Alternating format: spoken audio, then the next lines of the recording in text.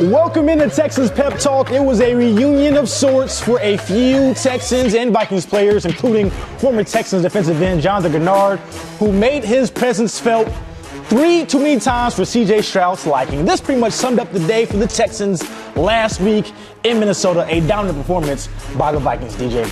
Man, I thought they were going to lose that game anyway.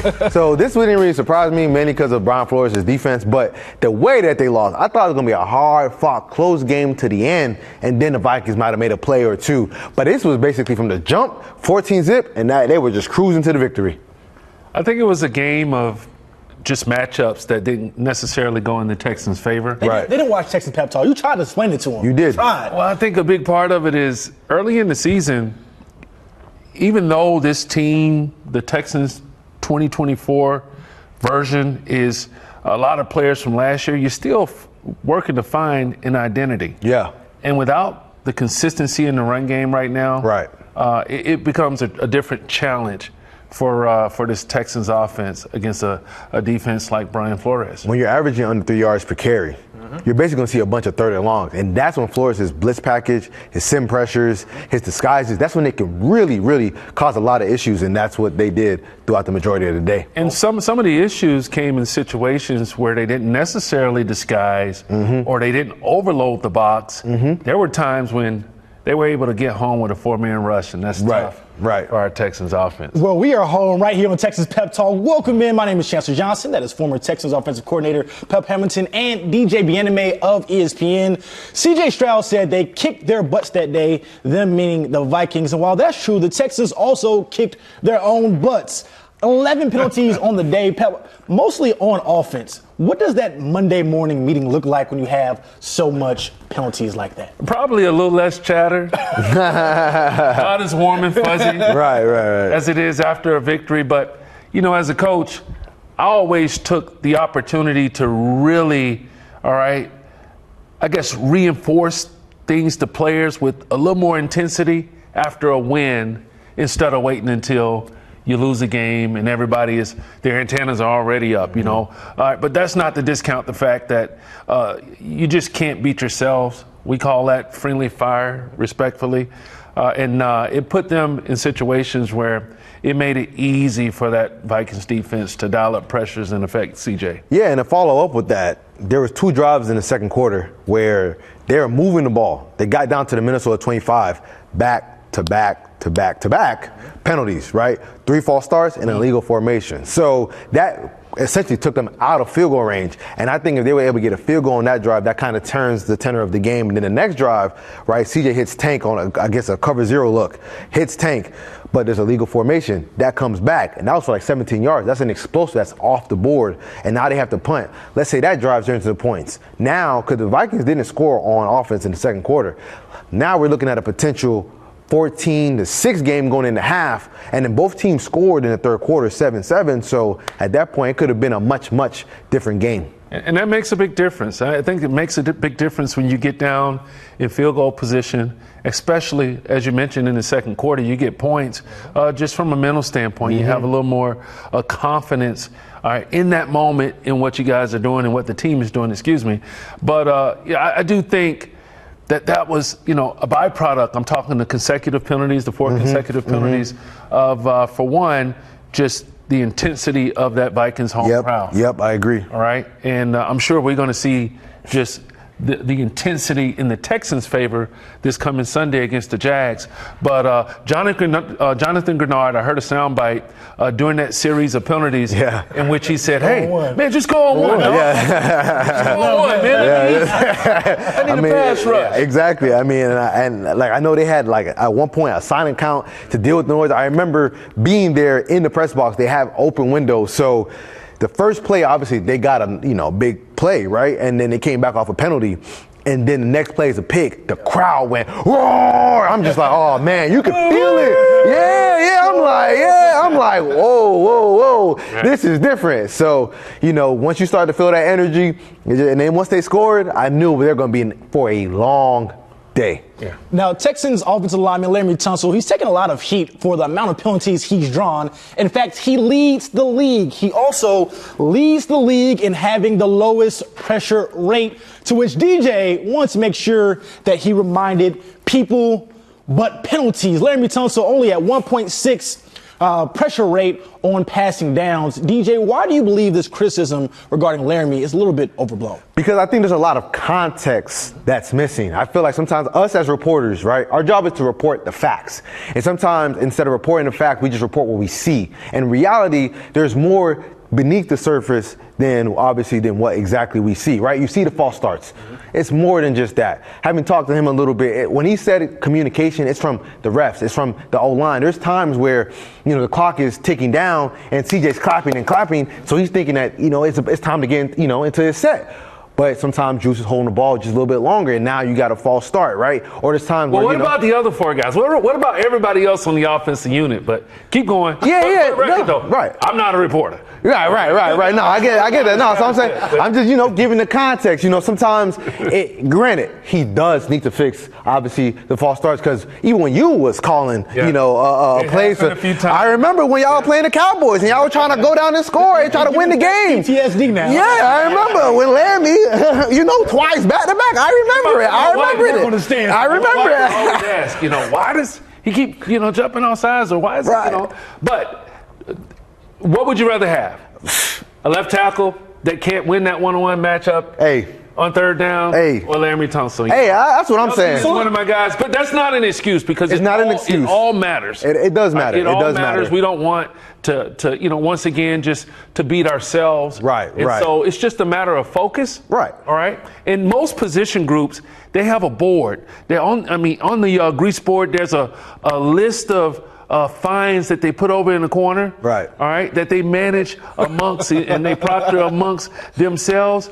They got to raise the price of those false starts for Mr. Tunsil. That's fair. But I think he's going to get it fixed. I believe he'll get it fixed. It won't be much of an issue. Now, as you said, what would you rather have? A guy that can, not false start but get beat like a drum, or a guy that can shut down Myles Garrett like he did in that playoff game when they won 45-14? Yeah, he's arguably the best player at his position. Yeah. The only person that's even an argument is Trent Williams. That's right. And that's literally it. That's it. It's him and Trent, and that's that. Our debate, the debate with your mama. They're the big. Definitely will do. Let's debate about this defense now. One of the few positives to come out of this game, the Texans defense is still one of the best in the league, particularly that front four, who knows how to get after the quarterback. What have you made about the duo between Danielle Hunter and Will Anderson Jr. to start the season so far? Well, they're both top 3 in pressures overall, according to Next Gen Stats. That's why the Texans have the highest pressure rate at 46% in regards to pressuring quarterbacks. So if you have that, you can always fix all the issues. Yes, they weren't able to get Sam Darnold off the field. They weren't able to convert some third downs. But if you can get pressure eventually turns to sacks. Eventually pressure turns into turnovers. So regardless, even though they had a rough game on Sunday, that is a formula that can continue to work throughout the rest of the year. Pat, what type of headaches do they give offensive coordinators? Well, first off, we need to acknowledge the coverage. Mm-hmm. Oh, yeah. That's where it all starts. Yep. That's a good point. The longer the quarterback has to stand back and massage the football, it's what I call tick, tick, boom. Mm-hmm. Okay? Those guys up front have an opportunity to go and disrupt the other team's quarterback. And so we're talking about a defense that is solid on all 3 levels. Right. The acquisition of Hunter, shout out to the pro personnel department at the Texans and Nick Caserio.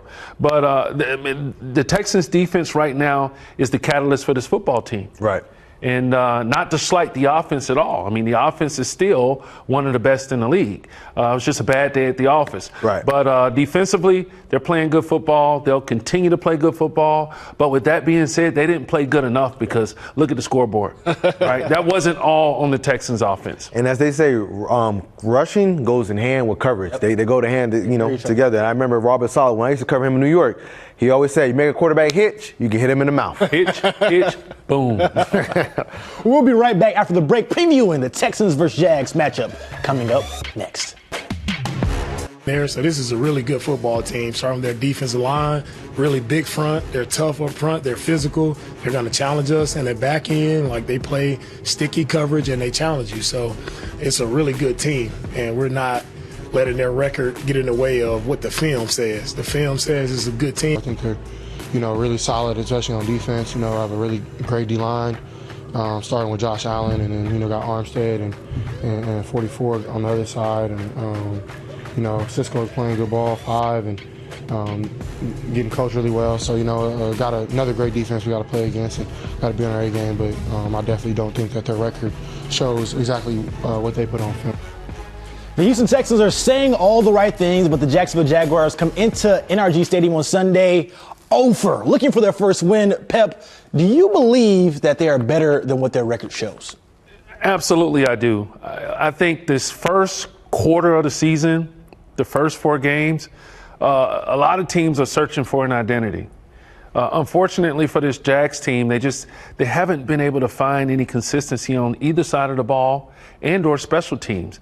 They're still looking for the big plays, right? They're still looking for efficiency from the quarterback that they just paid in Trevor Lawrence. And then defensively, it seems as if at times they've been behind the 8 ball as well, right? They're not scoring points. They're giving up big plays. But that has nothing to do with them coming into NRG on this Sunday and playing a division opponent. DJ, the same thing that Pep has been saying about this Jags team this year is the same thing we've been saying really since Trevor Lawrence has gotten there. What's up with this Jaguars team? Man, Trevor, we might have to start saying most overrated quarterback in the league. Too soon. No. Too soon? Wait, why? Too why? soon? Why, It's Pep? way too soon. Too soon?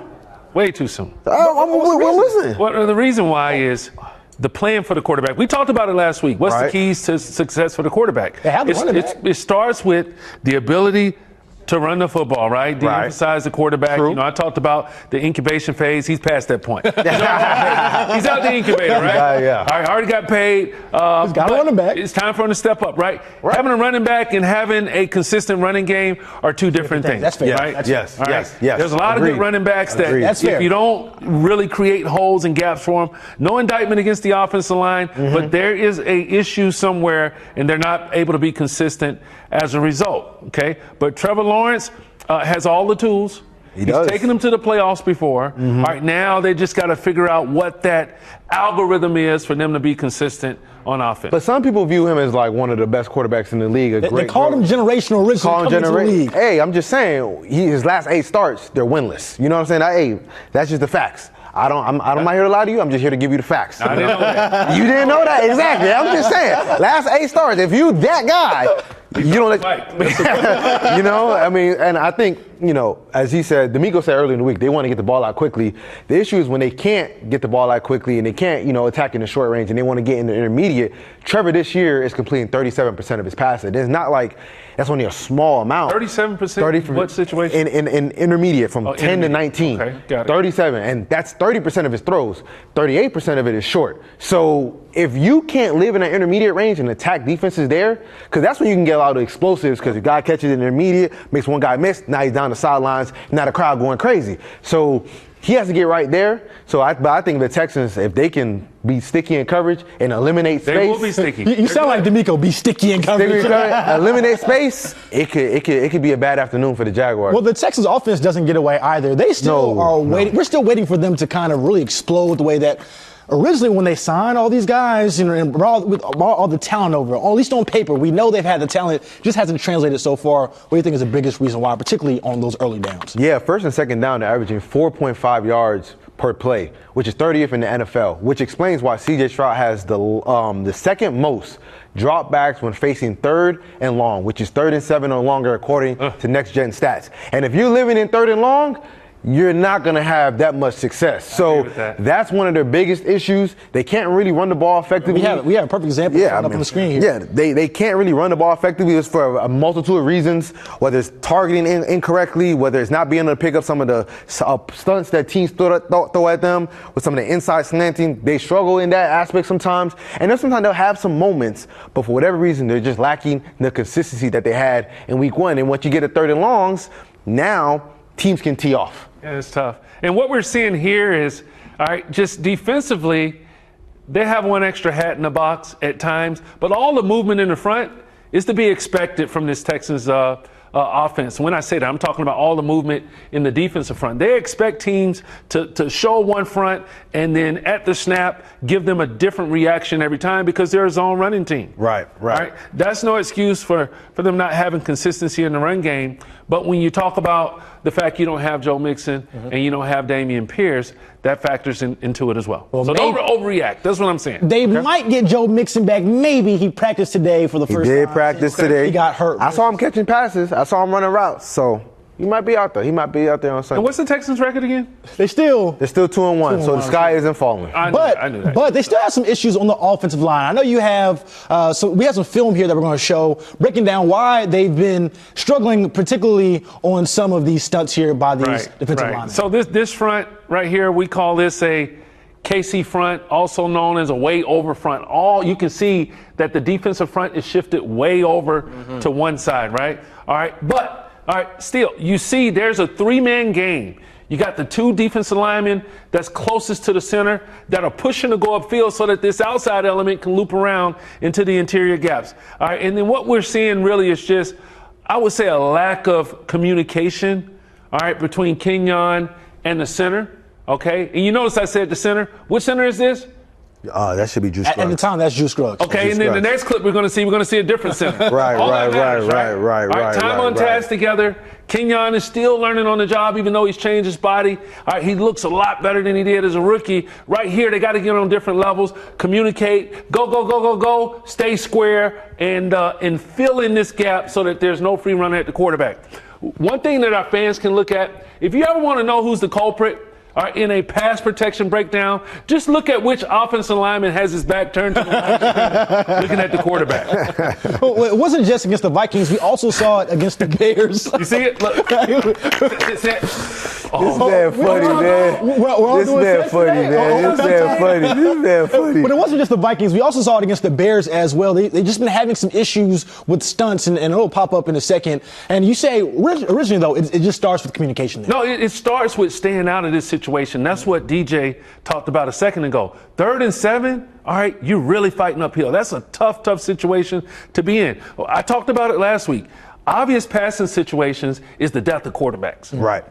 Young, old, it don't matter. Right. 3rd and 7, it's going to happen at some point in the game. So you got to be able to get on different levels. You see here, the center is deeper than the guards. That's a problem. I'm talking about as far as his depth. So is it Kenyon Green because his back is turned? Whoever has their back turned to the line of scrimmage, looking at the quarterback, me. That was a problem, right? But here, you got to stay square. All right, somebody has to stop the initial charge of the penetrator, right? So whichever defensive lineman, in this case, it's the defensive end who's looping to the A-gap. If he's the first rusher, all right, you got to now, Kenyon, square up, stop his rush so that he doesn't knock off your teammate, and stay square and work back to fill that gap. Yeah, no, this is all great. I feel like I just learned a lot. You know what I'm saying? I feel like I'm in Coach, Pep's Monday meeting. I'm in the classroom with no grass. You know what I'm saying? Right. So, well, the Texans shouldn't panic just yet, but we will go to the panic meter coming up next. After the break, stick around. Welcome back to Texans Pep Talk. 3 weeks into the season, going into week 4. We'll see what is the panic meter on a few situations. We'll start with the Houston Texans right now. We mentioned it earlier. The offense isn't where you expected them to be. What's the panic meter at for the Texans? You're moving on a scale of 1 to 5. You guys say 1. It's a 1. I'm going to say 2, though. You're going to say 2 because you're a hater. You a hater? Yeah, you a hater. I'm going to say 2 because I think it's a little bit more urgent than a 1. You want to see them play, obviously, better football. The penalties is killer. The running game, we haven't really seen it since week 1. And I just want to see the team come together. So I think it's a little bit more than a 1. I'm going to go 2, but it's not dire levels of 3, 4, and 5 yet. All right, not raining your parade. All right. Rain on it. You play Hayden, right? But I'll say we had 2 undefeated teams. Fair enough. Tough road opponent. Minnesota was a hostile environment. Minnesota got the best of the Texans on that day, but there's no need to panic, folks. Yeah, like I agree with Pep. Unfortunately, I like to always agree with Pep. But again, they played 2 really, really good defenses. Brian Floyd, one of the best defensive minds. Matt Eberflus, one of the best defensive minds. So for me, they just caught them because in reality, the Texans, they scored 16 points and had over 200 yards of offense in that first half against the Bears. If they just were able to, resemble some of that magic, they're only talking about one bad game. So in reality, they just had like 6 off quarters. They'll be fine. We'll stay in the AFC. We'll move on to the Cincinnati Bengals. 0-3 to start the year. Not where you want to be. For me, right now. You got a 6? You got a 6? I'm at a 4. You're at a 2. You got a 0-3. 0-3? No panic? To make the playoffs. If you want to make the postseason, you're still at 2. Jamar Chase missed most of training camp. Sorry, not most. All of training camp. And T. Higgins just got back this week. Still, the postseason 0-3 in the division with the Steelers in the tough AFC. And in the history of the NFL or whatever, it's only been 6 teams to make the playoffs. But they didn't have Joe Burrow. But Joe Burrow's. Does Joe Burrow play defense? No, but. No, but. You win games by scoring points. That's true, though. You wouldn't go off the scale, though. You lose games by giving up points. They had Jaden Daniels looking like the second coming of Lamar Jackson, Cam Newton, Randall coming in, Russell Wilson, Kyler Murray, all in one in that game. You know what I'm saying? So I get it. You got Joe. And Joe's been phenomenal. Shot clock. We got to put him on the shot clock. But they ain't got no defense. We have to. Since we want to talk about AFC teams and panic meter, actually, let's go to NFC now. We'll talk about the Chicago Bears. Yeah. And obviously, they drafted Caleb Williams with the #1 overall pick. Jaden Daniels going into Cincinnati, the team we just talked about, prime time and beating the Bengals on the road like that. Where do you have the front office for the Bears? Should they be concerned that they made the wrong pick at quarterback? On a scale of 1 to 5, what should be the panic level? To me, I'll go 2. I'll go 2. Yep. Where you at? I'm with you. You're 3, right? You're 3. I'm with you. So we're neutral. And the reason for that is what's happening with Caleb has nothing to do with Jaden Daniels. Right. And vice versa. Right. We're talking about a Chicago team that's playing really pretty good defense, but offensively, the guys up front are really working to find some continuity.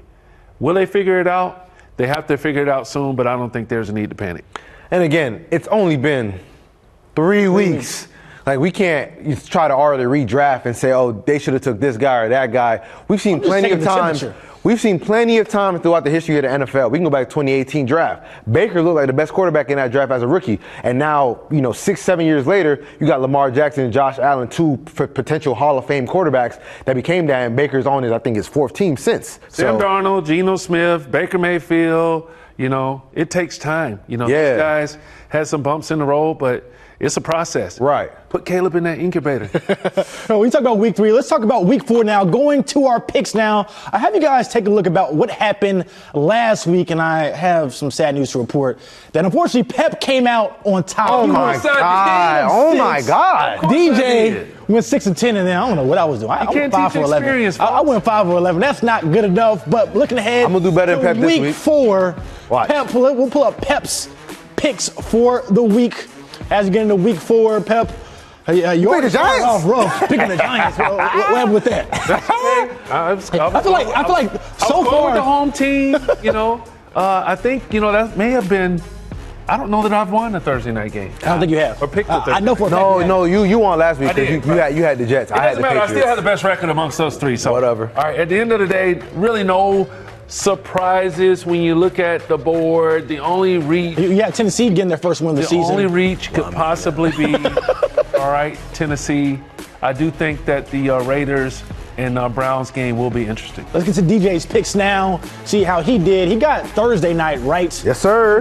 Yes, sir. Steelers staying undefeated on the season. Yeah. Anthony Richardson can't throw. Anthony Richardson can't throw. Is he off of your top 5 young QBs? Nah, he's still there. He was in your top 5. Yeah, but he's inaccurate. No loyalty. No loyalty whatsoever. Hey, it's all about what you've done for me lately. And right now, he's not doing enough besides turn the ball over. You had the Once Texans. Again, folks, I'm not a journalist like that. That was very emotional. You have the Texans beating the Jaguars this week. You also have the Texans beating the Jaguars, and I do as well. The Texans get it done at home. I also picked the Cowboys to handle business, which they did. Jets win. Bucks, I think they win at home over the Eagles. I like the Bucks team. I think they have a really solid team. I think we're going to have a better record than Pep in week 4. Yeah. Come on.